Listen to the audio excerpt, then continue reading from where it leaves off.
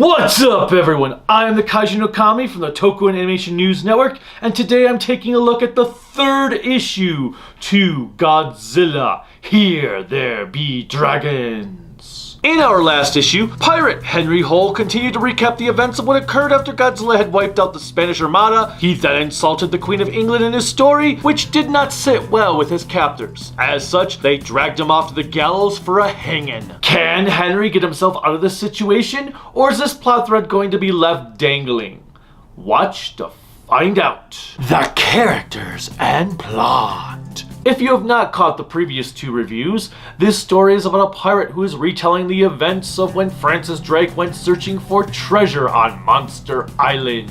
This issue kicks off with Henry removing the noose around his neck as he had been saved by an investigator named Welsingham, who needs to know the whole story in order to determine if the Queen betrayed their country or not. Henry explains that monsters have been around the world since the beginning of time, and there are even cults revolving around them. Anyway, he continues his story with them being attacked by various creatures on Monster Island, which includes giant bats and Ebra. At the same time, Drake finally learned where the treasure he was looking for was located. While I enjoyed this issue a lot more than the second, I still can't say there was enough substance to fill 22 pages. Nevertheless, the aspects of the cult were interesting, and I'd like to know more about them. The monsters. Aside from Ebra and the giant bats, all the other monsters that appear are on a single page. It was still cool to see them, especially with each one being a part of a different civilization. Going back to Ebra, this is definitely a tale he makes sense in. I hope we get to see a few other sea-dwelling monsters emerge, like maybe the octopus from King Kong vs. Godzilla and Frankenstein vs. Baragon. The artwork. The artwork continues to shine. The inks remain impressive. I like how a lot of the flashback takes place at night as it allows brighter tones to pop. The clouds in this panel are pretty impressive too. The splash page with the other monsters was my favorite, as not only does it build an array of mythology that could be told in future books, but it was great to see how accurate the styles of dress were for those groups. Mothra being a part of Egypt is way too fitting, but I think it was Rodan being with the Mayans that I enjoyed the most. Now I really want a series set in the Mayan Empire with Rodan there. Here There Be Dragons 3 was still a bit light on substance, but there was enough to keep me interested.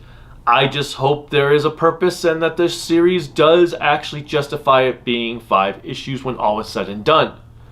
Until next time, bye.